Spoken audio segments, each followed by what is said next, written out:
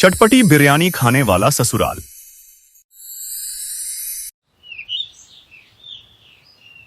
रिया की शादी मोहित से हुई थी। रिया और मोहित ने घर को बहुत अच्छे से संभाला हुआ था और रिया के ससुर केशव गांव के बाजार में बैंगन का ठेला लगाया करते थे। एक दिन केशव जब शाम को ठेला बंद करके घर आता है तो अपनी बहू रिया से कहता है, रिया बहू, मैं कुछ दिनों के लिए गांव रहने के लिए जा रहा हूँ। मेरे भाई की तबीयत बहुत खराब है और उसे मेरी बहुत याद आ रही है। शकुंतला को अपने साथ नहीं लेकर जा रहा क्योंकि सफर करने से उसकी तबीयत खराब हो जाती है और रजनी तुम्हारे घर के कामों में मदद करवा ही देती है, तो तुम घर का अच्छे से ध्यान रखना। ठीक है पिताजी, आप इस घर की बिल्कुल भी चिंता मत कीजिए। मैं सब लोगों का बहुत अच्छे से ध्यान रखूंगी, पर आप भी वहां पर अपने खाने पीने का ध्यान रखना और हाँ, अपनी दवाइयां ले जाना मत भूलना। हाँ बहू, मैंने तत्काल में टिकट करवा ली है, लेकिन मेरे पास ये 5 किलो बैंगन बच गए हैं। अब समझ नहीं आ रहा कि इन बैंगन का क्या करूं। आप इतनी चिंता क्यों करते हैं पिताजी? जब आप इतने सारे बैंगन छोड़कर जा रहे हैं तो जाहिर सी बात है कि मैं इन बैंगन का कुछ न कुछ तो जरूर बनाऊंगी। दोनों ससुर और बहू आपस में बात कर रहे थे कि तभी वहां पर शकुंतला आती है और कहती है, बहू आलू बैंगन मत बनाना, मुझे वो अच्छा नहीं लगता। बाकी तू बैंगन से कुछ और बना सकती है तो वो बना ले। और बहू, मैं कल जा रहा हूँ, इसीलिए रात का खाना खाकर जाऊंगा। ठीक है पिताजी, मैं बैंगन का भरता बना लेती हूँ। नहीं नहीं बहू, बैंगन के भरते से मुझे गैस बन जाती है, इसीलिए बैंगन का भरता मत बना। इस तरह अब उसके सास ससुर ये बोलकर चले जाते हैं तो वहीं रिया को समझ में नहीं आता कि वो क्या बनाए, क्योंकि वो आलू बैंगन की सब्जी उसकी सास को नहीं खानी थी और बैंगन के भरते से ससुर को गैस बन जाती। अब रिया बैंगन की तरफ देखकर खुद से कहती है, अब मैं इन बैंगनों का क्या बनाऊं, समझ नहीं आ रहा। हाँ, यूट्यूब से देख लेती हूँ, क्या पता वहां कुछ नया मिल जाए। अब रिया यूट्यूब चेक करती है तो उसे बैंगन बिरयानी नजर आती है, जिसे देखकर उसने कहा, हाँ ये बढ़िया है, सब लोगों के लिए बैंगन की बिरयानी बना देती हूँ। वो थोड़ी चटपटी और स्पाइसी भी होगी और रात के समय में खाने में हल्की भी होगी। अब रिया तुरंत ही यूट्यूब ओपन करके बैंगन की बिरयानी बना देती है और सभी लोगों के लिए खाने को लगा देती है। पूरा परिवार साथ में बैठकर बैंगन बिरयानी खा रहा था। तभी रिया की ननद रजनी ने कहा, वाह भाभी, ये बिरयानी तो बहुत टेस्टी लग रही है, इसे खाकर तो मजा आ गया। इसमें बैंगन है, पता ही नहीं चल रहा। बहू, तू तो अब रोज मेरे लिए ये बिरयानी बना दिया कर, इससे पेट भी भरा रहेगा और स्वाद भी पूरा होगा, क्योंकि नॉर्मल चावल और बिरयानी खाकर वो स्वाद नहीं आता जो बैंगन की बिरयानी में है। इस तरह सब लोगों के मुंह से अपनी तारीफें सुनने के बाद रिया बहुत खुश हो जाती है। जहां सभी रिया की तारीफ कर रहे थे तभी बीच में उसका ससुर केशव कहता है, बहू, मेरी कल सुबह की 9 बजे की ट्रेन है, इसीलिए मैं खाना पैक करके ले जाऊंगा। अगर तुम मेरे लिए ये बैंगन की बिरयानी बना देती तो। पिताजी, वैसे तो बिरयानी खत्म हो चुकी है, पर कोई बात नहीं, आप चिंता मत कीजिए, मैं आपके लिए सुबह सुबह बैंगन की बिरयानी बना दूंगी। और अगर सभी को कल बिरयानी खानी है तो मैं सभी के लिए बैंगन की बिरयानी बना दूंगी, वरना सिर्फ आपके लिए बना दूंगी। अरे बहू, मुझे तो कोई ऐतराज नहीं, वैसे भी रोटियां पचाने में अब बूढ़े शरीर को दिक्कत होती है, इसलिए मैं तो सोच रही हूँ कि बैंगन की बिरयानी ही खा लिया करूँ। इससे पाचन भी अच्छे से हो जाएगा और स्वाद भी बना रहेगा। और भाभी, मैं आपके साथ रसोई में खड़ी हो जाऊंगी, आप मुझे सिखा देना कि बिरयानी बनाते कैसे हैं, ताकि कभी आप बिजी हो तो मैं भी बिरयानी बना सकूं। रजनी की इस बात को सुनकर रिया ने अपने मन में कहा, ननद जी, आपको मैं बिरयानी बनाना सिखा तो दूं, लेकिन अगर आपने बिरयानी बनानी सीख ली तो कल को मेरे लिए दिक्कत हो जाएगी, क्योंकि सब लोग आपको ही अपने सर पर चढ़ा कर रखेंगे। वैसे भी ये रेसिपी मैंने सर्च की है, इसलिए रेसिपी मैं किसी को नहीं दूंगी। क्या ननद जी, आपको परेशान होने की जरूरत नहीं है, मैं हूं ना, मैं सब संभाल लूंगी। वैसे भी बिरयानी तो बनानी है, इसलिए ज्यादा काम नहीं, मैं खुद ही सब संभाल लूंगी। आप बस अपनी पढ़ाई और बाकी चीजों पर ध्यान दो। I love you so much भाभी, आप सच में बहुत अच्छी हो, आप मेरा कितना ख्याल रखती हो, मेरे बारे में कितना सोचती हो। भगवान आप जैसी भाभी सभी को दे। रजनी की बात सुनकर रिया सिर्फ मुस्कुराती है, क्योंकि जानबूझकर रिया अपनी ननद को बैंगन की बिरयानी बनाने की रेसिपी नहीं देती। उसे ऐसा लग रहा था कि अगर उसने वो रेसिपी अपनी ननद को बता दी तो उसका प्यार और तारीफ सब कुछ उसकी ननद छीन कर ले जाएगी। खैर, अब अगले दिन रिया सुबह जल्दी सोकर उठती है और अपने ससुर के लिए बिरयानी बनाकर उसे पैक करके अपने ससुर को दे देती है। कुछ देर बाद उसका ससुर भी वहां से चला जाता है। देखते ही देखते सुबह से रात हो जाती है। अब रात के समय रिया आलू गोभी काट रही थी। तभी शकुंतला रसोई में आती है और अपनी बहू से कहती है, बहू क्या बना रही हो आज? माँ जी, आज रात को आलू गोभी की सब्जी बना रही हूँ। सोच रही हूँ कि आलू गोभी की सब्जी के साथ थोड़ी सी रोटी और चावल बना। बहू, चावल उबालने की जगह मेरे लिए थोड़ी सी बैंगन की बिरयानी बना दे। वैसे भी बैंगन जल्दी खराब हो जाते हैं।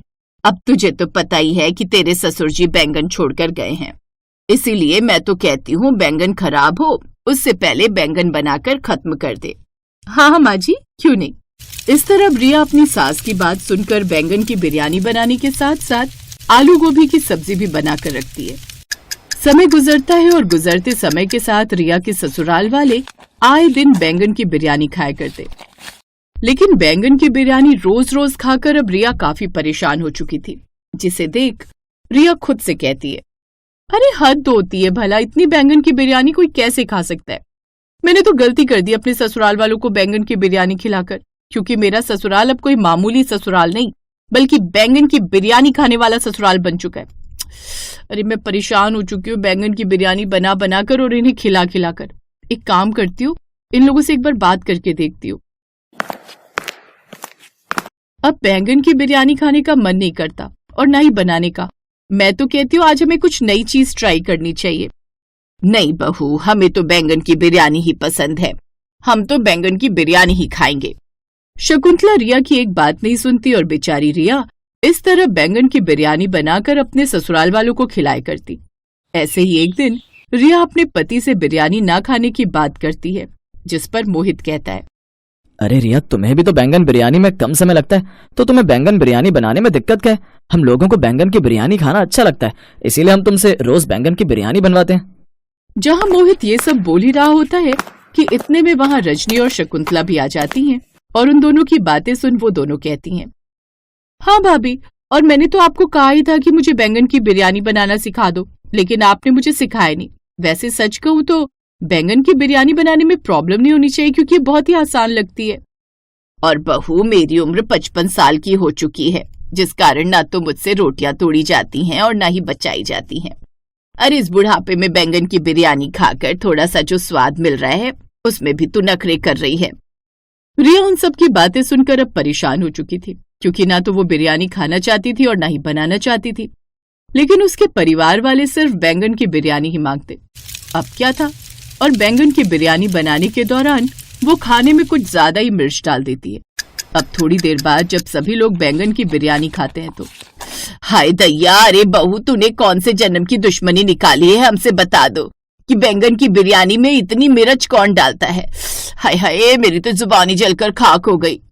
कहा माँ, अरे तीखी तीखी चीजें तो अच्छी लगती हैं, वैसे भी भाभी ने हल्की सी तो मिर्च डाली है। भाभी, अब आप बैंगन की बिरयानी इसी तरह चटपटी बनाया करो। रजनी, तेरा दिमाग तो खराब नहीं हो गया ना? अगर रोज रोज इस तरह तीखा खाएगी तो पता भी है कितनी दिक्कत हो जाएगी। अब मैं तो बैंगन की बिरयानी खाने से रहा। देखो रिया, तुम मेरे लिए और कुछ बना दिया करना, लेकिन ये बैंगन की बिरयानी मत बनाया करो। इस तरह शकुंतला और मोहित की अकल तो ठिकाने आ जाती है। लेकिन अब रिया का टारगेट उसकी ननद थी, क्योंकि उसको तीखा भी बहुत पसंद था और बिरयानी भी। ऐसे समय बीतता है और एक दिन रिया रजनी को डराते हुए कहती है, ननद जी, बैंगन गर्म होता है, अगर तुम रोज रोज बैंगन की बिरयानी खाओगी तो तुम्हारे चेहरे पर मुहासे आ जाएंगे और तुम मोटी भी हो जाओगी, पेट में जलन होगी और वो चेहरा अलग खराब होगा। वो देखो, मैं तो कहती हूँ कि अभी तुम्हारी शादी होनी बाकी है, अपनी सुंदर चेहरे पर क्यों इतनी परेशानियां लेकर घूमना चाहती हो तुम? कहते हैं लड़कियों को अपने चेहरे से काफी प्यार होता है, और ऐसा ही रजनी के साथ था। रजनी भी खुद के शरीर से बहुत प्यार करती थी, इसलिए अब वो अपनी भाभी की बात में आ जाती है और वो बैंगन की बिरयानी खाने से मना कर देती है। इस तरह अब रिया का बैंगन की बिरयानी खाने वाला ससुराल एक आम ससुराल बन जाता है और अब उसके घर में बहुत ही कम बैंगन की बिरयानी बनती।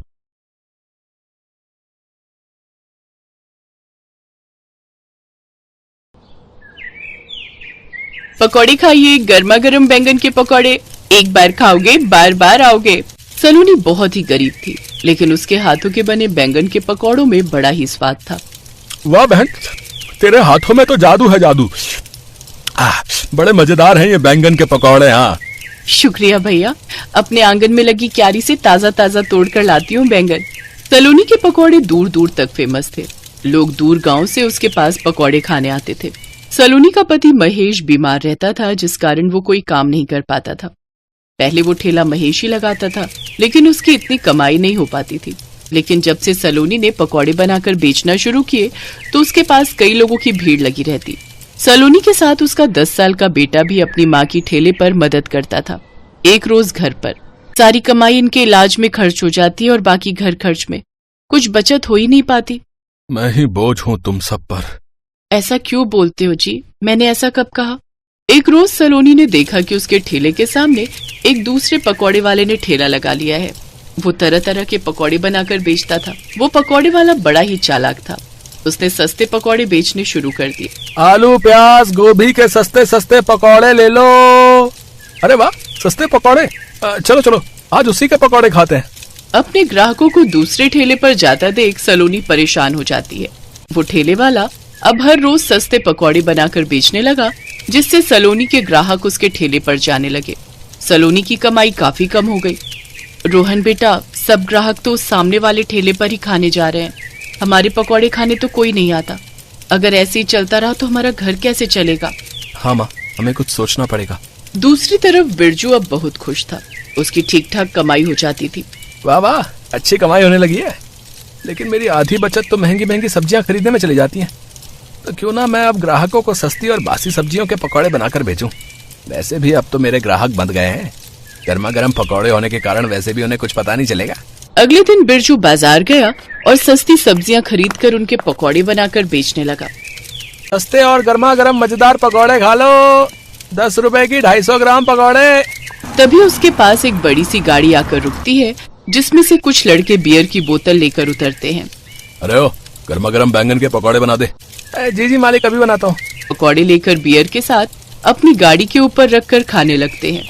ये देख सलोनी उनके पास आकर बोली, भाई साहब, यहाँ दारू मत पीजिए। मैं एक महिला हूँ और दारू के कारण कोई ग्राहक नहीं आएगा। अबे ये रोड तेरे बाप की है क्या? है? और वैसे भी तेरे ठेले पर तो कोई भी नहीं है। हम तो इस पकौड़े वाले के यहाँ खड़े हैं, तो तेरी क्यों जलती है रे? और अगर तुझे कोई दिक्कत है तो अपना ठेला यहाँ से हटा ले, समझी? तभी बिरजू भी आग में घी डालने का काम करता है। हाँ ठीक कहा साहब। अब वो लड़के हर रोज वहाँ आकर पकौड़े खाते और शराब पीते। ये देख अब सलोनी के पास बचे कुछ ग्राहकों ने भी आना बंद कर दिए। सलोनी अब बहुत परेशान रहने लगी। फिर उसके बेटे ने कहा, माँ लगता है ये ऐसे नहीं सुधरेंगे, हमें पुलिस को बताना होगा। तू ठीक कहता है बेटा। सलोनी ने पुलिस वाले को बुलाया, लेकिन वो उल्टा उसी पर चिल्लाने लगे। तुम लोगों को यहाँ ठेला लगाने की अनुमति किसने दी है? साहब आपके रहते हमें किस चीज की परेशानी है? जरा रुकिए, मैं अभी आया। बिरजू बहुत चालाक था। वो झट से गर्मा गर्म पकौड़े और कुछ रुपए लाया और उस पुलिस वाले को दे दिए। पुलिस वाले ने उसे कुछ नहीं कहा, लेकिन ममता के पास उसे देने के लिए कुछ नहीं था और उसे जल्द ही वहाँ से ठेला हटाने की धमकी देकर चला गया। अब सलोनी दिन रात परेशान रहने लगी। एक तो वैसे ही काम नहीं चल रहा, ऊपर से ही पुलिस वाला इनकी दवाइयां भी नहीं ला पा रही और खाने के लिए भी घर में कुछ नहीं बचा है। लेकिन सड़ी गली सब्जियों के पकौड़े खाकर ग्राहक बिरजू के पास शिकायत लेकर आने लगे। अरे तुम्हारे पकौड़े खाकर तो मेरी तबीयत ही खराब हो गई। कल से पेट में बहुत दर्द है। मुझे भी डॉक्टर के पास जाना पड़ा बे। तुम्हारे सस्ते पकौड़े तो हमें बड़े महंगे पड़ गए बे। और मेरी बेटी तो बीमारी हो गई, अब वो अस्पताल में भर्ती है। ग्राहकों ने गुस्से में उसके ठेले को तोड़ना शुरू कर दिया। ये देख सलोनी ने सबको रोकने की कोशिश की। रुक जाइए, इन्हें एक मौका और दीजिए। जो हमारा नुकसान हुआ है उसकी भरपाई कौन करेगा? इसमें इसकी क्या गलती है? आप लोगों को ही तो सस्ते पकौड़े खाने थे, कम दाम में ऐसी ही चीज मिलेगी।